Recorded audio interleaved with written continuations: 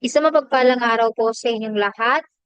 Paumanhin kung hindi ko man po natalakay sa inyo itong aralin na ito sapagkat hindi naman po ito kasama sa ating magiging ah, coverage ng ating exam. Pero kinakailangan po kasi talakayin natin ito upang kahit paano naman po ay madagdagan ang inyong kaalaman patungkol sa mga konseptong pangwika.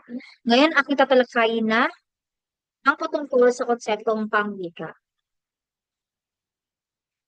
Unang wika, pag sinabi nating unang wiko, ito po yung mga unang natutunan natin nung tayo ay sanggol pa lamang. Ito yung mga wikang ginagamit ng ating mga magulang, ating narinig nung tayo nasa tahanan. Kaya kung tatanungin natin ay saan ang unang natutunan, unang wika, ang sagot dyan ay tahanan. Pero kapag tinatanong ay sino ang nagturo sa inyo ng unang wika, ang tinutukoy dito ay ang inyong magulang, magulang o guardian o kung sino man po ang nagpalaki sa inyo.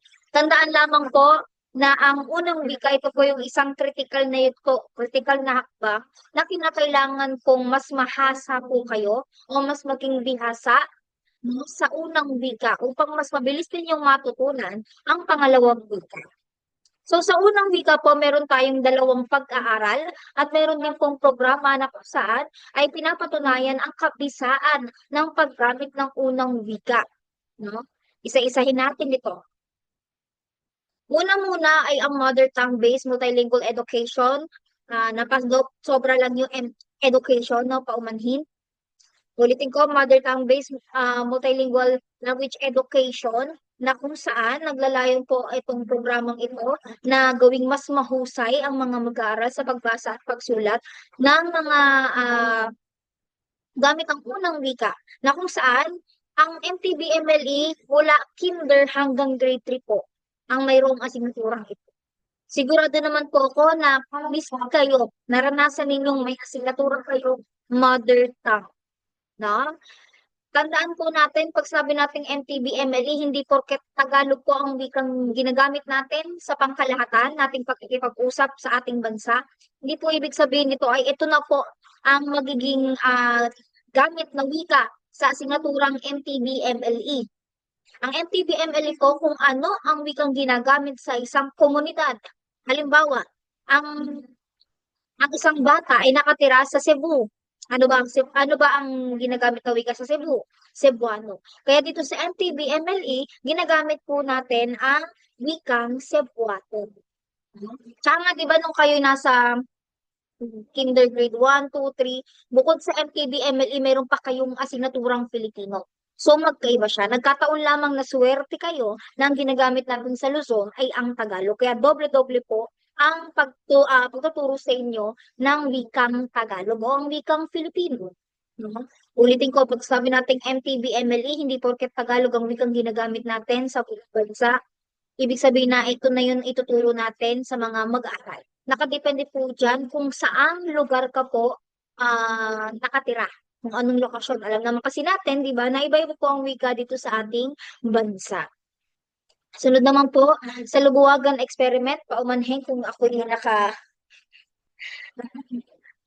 nandito sa ilalim, no, hindi niyo tuloy makita. Sa Lubuwagan Experiment, ito ay isinagawa ng mga banyagang mananaliksik. Yan, sila Steve Walter, Diane Decker, at Norma Dugia sa Lubuwagan, Kalinga. Ang Lubuwagan, Kalinga po ay isang liblib na lugar. So, dito po sa ating pananaliksik, na kinalabasan, ang mga bata po ay nakakitaan ng mabilis na tuto sa pangalawang wika gamit ang unang wika. Ulitin ko, sila Steve Walter, Diane Decker at Norma Dupliang ay nagsagawa po ng eksperimentong pananaliksik. Ibig sabihin ng eksperimentong pananaliksik, pinag-eksperimentohan nila yung mga tao o yung mga batang naroroon. Merong isang kontroladong pangkat at meron din pong eksperimentong pangkat.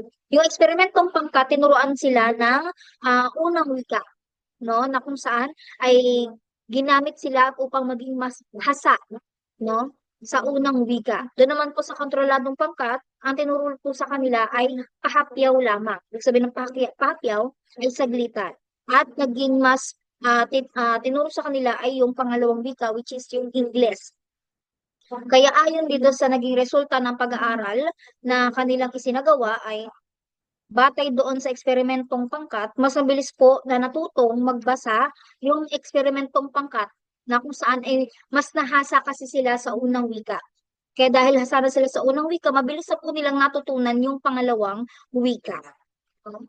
Nagkaroon din po ng kognitibong pag-unlad ang kanilang pag-uugali at ang kanila pong pag-iisip na kung saan, kung ano po kasi yung ating nabibigkas, di ba, yun din po ang ating na ah, nagagamit sa ating isip ba? Nagagamit ang ating critical na pag-iisip. No? Malinaw po ba? Sa lubuwagan experiment. Okay. Isipin ko na lang sumasagot kayo. Dumako naman tayo sa pangalawang wika. Tandaan po natin na sa pangalawang wika, kung sinabi na sino ang nagturo sa atin ng pangalawang wika, marami po. Kasi magkakaroon po tayo ng pinagmulan, marami tayong nakasalumuha na maaaring nagturo sa atin ng pangalawang wika. Pero kung tatanungin kung saan ninyong unang natutunan ang pangalawang wika, nakadepende rin po. Kasi iba sa atin, di ba, natutulog naman ang pangalawang wika batay doon sa mga napapanood sa mga cartoons, anime, at kung ano-ano pa. Iba naman dahil sa pakikisalamuha sa mga kaibigan. Pero pag sinabi kasi natin kung bakit o saan natin mas nahasa ang ating pangalawang wika, no, sa ating paaralan po. Kasi di ba sa paaralan, tinuruan kayo ng mga alitutunin ng wika. O, lalo na sa pangalawang wika. Dito po sa pangalawang wika, meron tayong iba't ibang perspektiba sa pagtuturo na kung saan kinakailangang maunawaan ninyong lahat. Unahin muna natin sa linguistikong perspektiba. Pag sinabi natin linguistikong perspektiba, ang kinakailangan po na may alam muna ang isang bata, no, sa iba't ibang alituntunin pamantayan sa pagbuo o pag-intindi sa pangalawang wika. Kapag marunong na si mag-aaral na umunawa, makaintindi ng pangalawang wika, nakakagawa na siya ng pattern sa pagbuo sa pangungusap. O kaya nagkakaroon na siya ng isang kaalaman sa pagbuo ng mga pangungusap o salaysay. No? Na marunong na siya mag-structure, no, ng isang essay. Ayan.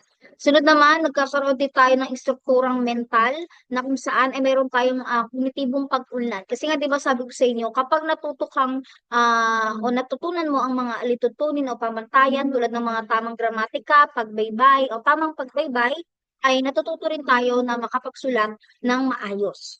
No? Same time, kapag nakakapagsulat tayo ng maayos, nagamit natin ito sa pakikipag-komunikasyon. No? Ayan, batay dito sa ating dulo, tinuturuan muna ang bawat tao ng tamang gramatika, istruktura, balarila, at iba pa upang mapabilis matutunan ang pangalawang wika. So ayon sa mga linguistikong perspektiba, nararapat lamang po na dapat, no, magaling ang isang mag-aaral o isang tao sa tamang gramatika, tamang istruktura, balarila, at iba pa. Lalo na, di ba sa atin, pati bantas kailangan tama. So, dapat po ay sa linguistikong perspektiba, mahasa ka. So, pagdating sa mga literatura, sa mga gramatika, sa pangalawang wika. Okay. Sunod naman tayo sa social-linguistikong perspektiba. Paumanhin kung nadoble-doble pala yung nakalagay dito perspektiba. Pag sinabi natin sa social-linguistikong pananaw, nagbibigay din ito sa ugnayan ng pag-aaral at paggamit ng pangalawang wika sa kontekstong panlipunan. No, na kung saan nakatuon ito sa kung paano tayo nakikisalamuha sa ating kapwa. Unang-una, sa mga focus ng social-linguistikong perspektiba, yung focus sa gamit. Bakit ba natin ginagamit ang pangalawang wika? Ginagamit ba natin ito sa pakikipagkumustahan? Ginagamit ba natin ito sa pakikipagpapahayag ng damdamin o pagpapahayag ng babala? Di ba minsan kapag ginagamit natin ang pangalawang wika tulad ng English, gumagamit tayo ng salitang hi, hello, how are you, I'm fine, thank you. Di ba? So, nakadepende po yung focus ninyo kung paano niyo ginagamit ang pangalawa. Sunod naman ay focus sa konsepto, kasabay ng pagkatuto po ng wika ay ang pag-unawa natin sa panloob ng sistema ng paniniwala ng mga taong gumagamit nito bilang unang wika. Kasi di ba may mga salita tayo sa Tagalog na hindi naman po kinakailangan ng literal na salin sa Ingles. Nakadepende po siya sa konteksto kung paano natin sasalin ang Tagalog sa Ingles. Ganon din po ang Ingles sa Tagalog. no? Sunod naman po, hinga muna. Ang bilis. Sunod naman po, focus sa alintuntunin. Katulad lamang siya ng linguistikong perspektiba na kinakailangan po ay may kaangkupan tayo sa paggamit ng wika upang maiwasan po ang maling interpretasyon sa ating mga nakakausap. Diba nga, kailangan kapag kinakausap natin ang isang tao, dapat maayos ang pagbigkas, maayos ang baybay, kasi konting maling bigkas ka lang dyan, minsan nami-misinterpret. Diba? Sunod naman, focus sa tungkulin. Ito naman po ay nakatuon sa ginagampanan ng wika sa lipunan, hindi lamang bilang alitutunin, kundi bilang kasangkapan natin sa pakikipag-ugnayan. Halimbawa nito, yung paggamit ng wika bilang kasangkapan sa pakikipagkaibigan, pagtuturo o pagbibigay babala. Karamihan dito sa ibang focus, itong focus sa tungkulin, nakatuon ito sa sarili natin. So ano ba ang tungkulin mo? Bakit mo siya ginagamit? Bakit mo ginagamit ang pangalang wika? Dahil ba ikaw ay mabait na kaibigan? Kaya ginagamit mo siya para magbigay ng babala? Ikaw ba ay guro na gusto mong bigay ng kaalaman? No? So magkakaiba po tayo ng tungkulin sa paggamit ng pangalawang wika. Sunod naman focus sa nilalaman. Nakatuon ito sa kung ano ang laman o paksa ng wikang ginagamit natin sa mga partikular na konsepto. Alam naman natin, di ba, ang pangalawang wika mas nauunawaan kapag ginagamit natin ito sa mga asignaturang agham at matematika. Pero kung halimbawa po kasi, kung pipilitin, no, meron po talagang salin so wikang Tagalog o wikang Filipino ang mga terminolohiya sa mga ganitong asignatura. Halimbawa, sa matematika, ano ba ang parisukat na ugat? Di ba square root? Meron din po niyang salin. Pero dito kasi sa paggamit natin ng pangalawang wika, nararapat po na maayos ang paggamit natin ng pangalawang wika kasi kung ano-ano po yung mga nagiging nilalaman ng ating mga pinag-uusapan. Sunod o panghuli, focus sa konklusyon. Tandaan, ito po ang pinakamahalagang bahagi sa lahat ng focus sapagkat kapag tayo ay nagkakaroon ng konklusyon batay sa mga nangyayari o nasasabi natin sa buong araw, iba nababago natin kung ano yung mga pagkakamali natin. Halimbawa, nakipag-usap ka sa iyong kaibigan sa pamamagitan ng pangalawang wika. Tapos, mga ilang minuto pagkatapos ng inyong pag-uusap, bigla ka napaisip na tama ba ang iyong gramatika? Tama ba ang baybay? Tama ba ang emosyon na ginamit mo sa pagbabahagi ng pangalawang salita? Diba? Tapos, napapakita natin dito kung mayroon ba tayong awareness, kamalayan, sa paggamit natin ng tamang paggamit ng pangalawang wika. Nauunawaan po. Ayan. O, tandaan, ang mga perspektibang ito ay humuhubog sa pagkatao, humuhubog sa pagkatuto ng mga mag-aaral at nagpapausad sa pag-unlad ng ating bansa. Kasi nga, di ba, kaya masasabi natin makakatulong to sa pag-unlad ng ating bansa kapag marunong tayong makipag-usap ng wasto at tama sa ating mga nakakasalamuha, mabilis po tayong rayan sa kanila. Okay. Sunod naman po sa political, ideological na perspektiba, nakatuon lamang po daw ang paggamit ng pangalawang wika upang magkaroon tayo ng kamalayan sa mga nangyayari sa ibang bansa. Ayun, nakikita niyo na? Hindi lang kita kakadaliri. Ayan. Ah, pananaw mundo, worldview. At kadalasan din ginagamit natin ang pangalawang wika upang malaman natin kung ano ba yung mga kultura o reliyon sa ibang bansa. Kaya nga, di ba, kapag may mga napapanahong issue sa ibang bansa, may nagsasalin pa niyan sa English. No? Okay. Ulitin natin, pag linguistikong perspektiba, nakatuon siya sa mismong gramatika, estruktura, balarila, baybay, at iba pa. Social linguistiko, kung paano tayo makisalamuha sa paggamit natin ng pangalawang wika. Political, ideological na perspektiba, nakatuon naman ito sa kung paano natin malalaman o magkakaroon tayo ng kamalayan sa iba't ibang pangyayari sa ibang mundo. Okay. Sunod naman tayo sa pinakapaborito ng lahat, monolingualismo, bilingualismo, multilingualismo. Kapag ang tinutukoy ay isang wika na ginagamit ng isang bansa, ang tawag po doon ay monolingualismo. Di ba ang mono ay isa, bi ay dalawa, at multi ay tatlo o higit pa. Na kung saan, pag sinabi ng mono, ulit isa, nakalagay dyan sa taas, lingual, na kung saan ang ibig sabihin ay language o wika ismo na kung saan ang tinutukoy dyan ay bansa. Kaya kapag ang pahayag ay mayroong ismo, ang tinutukoy po ay bansa. Ulitin natin, monolingualismo, isang wikang ginagamit sa isang bansa. No? Mga halimbawang bansa ay England, France, South Korea, at Japan. Alam naman natin, di ba, nakakanood tayo ng mga anime, talagang isang wika lang yung ginagamit nila. No, walang iba. Karamihan lang talaga doon sa mga Hapones na marunong magsalita ng Ingles ay may datog. Nagkakaroon sila ng tutor.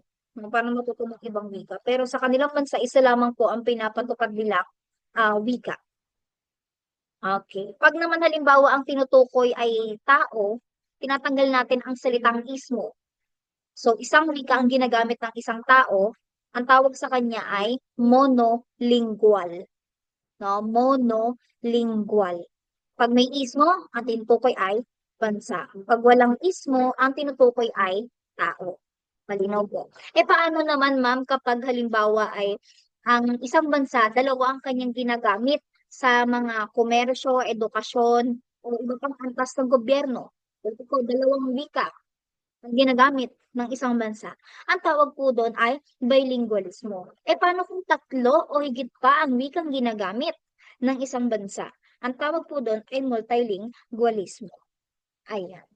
Kita po ba sa ating o sa aking video ang mga salita? Kung hindi po kita, maaari po ninyo makita itong aking presentasyon sa Geno. No? Okay, kapag naman tinutukoy din muli natin ay tao, no? Ang tao ay marunong magsalita, gumamit o umunawa ng dalawang wika, ang tawag sa kanya ay bilingual. Kaya kung ikaw na nakikinig ay ang alam mong wika lamang ay ang Tagalog at Ingles, ang tawag sa iyo ay bilingual. Okay, sunod naman po, multilingualismo, uulitin natin, tatlo o higit pang ginagamit na wika sa isang bansa, no? Kapag naman tao ang tinutukoy, multilingual. Tinanggal lang ang salitang ismo. Ulitin natin, kapag may ismo, ang tinutukoy ay bansa. Kapag walang ismo, ang tinutukoy ay ta. Okay. Dumako naman tayo sa kalikasan ng wika, no? Kasi syempre may iba't ibang kalikasan ng wika. Pag sinabi nating homo, isa. Ang genus, ibig sabihin niyan ay uri o lahi. No, na kung saan, dalawa lang naman ang ating tatalakayin dito sa kalikasan ng wika. Homogeneous at heterogeneous. Homo, isa, hetero, magkaiba. Kapag halimbawa po ay sa isang sitwasyon o sa isang lugar, isa lamang po ang wikang ginagamit ninyo. Walang ibang halong wika o dialekto. Ang tawag po sa ginagawa ninyo ay homogeneous na kalikasan ng wika. Pero kapag halimbawa po, ang inyong pag-uusap o ang mga sitwasyon, ang inyong konversasyon ng iyong kaibigan ay may magkaibang wika ang ginagamit. Halimbawa, ipinagsama ninyo ang Tagalog at Ingles o ang tinatawag nating Taglish. No, ang tawag po doon ay heterogeneous. Kasi nga ang hetero ibig sabihin magkaiba. Di ba magkaiba ang Ingles sa Tagalog? Magkaiba sila ng spell, magkaiba sila ng mga alituntunin, estruktura, at iba pa. So, ang tawag po doon ay heterogeneous. Okay. Sa heterogeneous na kalikasan ng wika, marami po tayong variety ng wika. Una muna tayo sa permanenteng variety ng wika. Merong tatlo. Dialektong geographical, temporal, social. Paiigli na lang natin to. Pag sinabi natin geographical, ang tinutukoy dito ay ang pagkakaiba-iba ng wika depende sa lugar. Pag naman temporal, ang tinutukoy naman po dito ay ang pagkakaiba-iba ng wika depende sa paglipas ng panahon. Pag social, pagkakaiba-iba ng wika depende sa antas o uri natin sa isang lipunan. Kasi magkakaiba tayo ng kasarian, magkakaiba tayo ng trabaho, magkakaiba tayo ng edad, no? Na kung saan ay papasok po sa dialekto social. Okay. Sunod naman, pansamantalang variety ng wika. Pag sinabi nating pansamantalang variety ng wika, nagpapamalas din ito ng heterogeneous na kalikasan ng wika na kung saan ay pinapakita nito ang pagbabago, ang pagiging dinamiko ng wika ayon po sa konteksto o sitwasyon ng isang tagapagsalita o ng isang tao. Okay. Kita po ba ang aking presentasyon? Medyo malabo.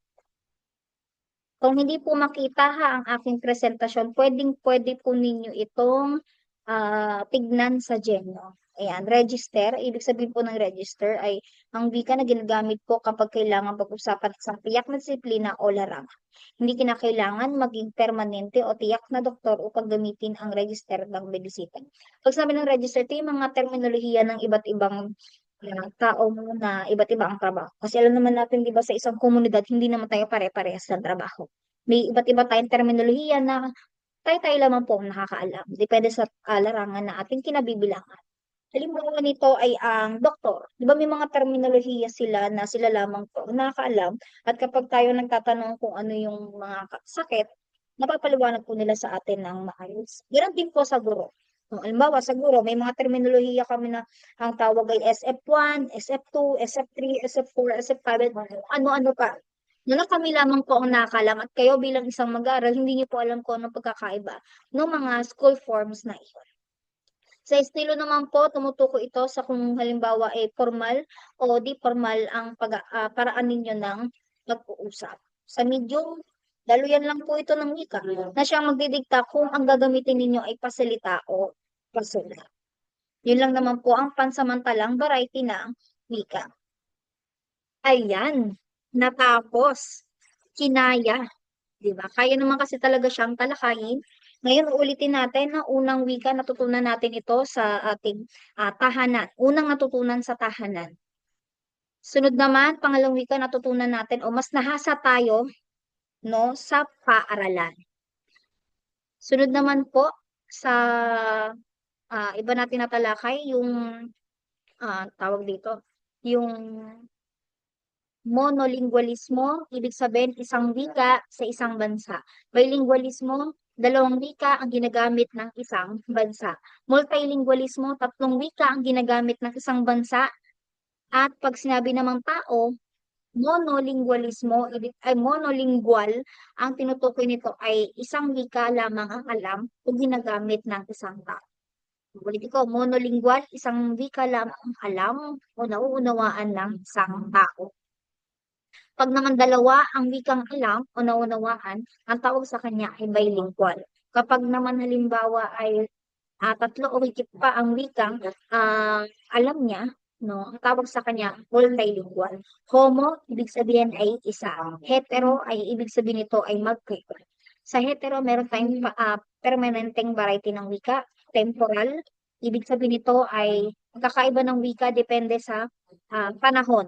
Geographical, nakatuon naman ito sa pagkakaiba-iba ng ating wika depende sa lokasyon. Social, nakadepende naman ito sa ating kinabibilangan sa isang lipunan. Kasi magkakaiba tayo ng kasarian, magkakaiba tayo ng antas sa ating lipunan. Hindi lahat ng nasa lipunan ay pare-pareho babae. Hindi lahat pare-pareho lalaki. Hindi lahat mayaman, hindi lahat mahihirap. Magkakaiba po tayo. Ganun po sa dialektong social, meron tayong pagkakaiba-iba ng wika. Sunod naman, pansamantalang variety ng wika, meron tayong register na kung saan wikang ginagamit sa isang larangan. No, estilo na kung saan pwedeng formal o di formal. At sa medium, maaaring ito ay pasalita o pasulat. Kung paano tayo makipag-komunikasyon.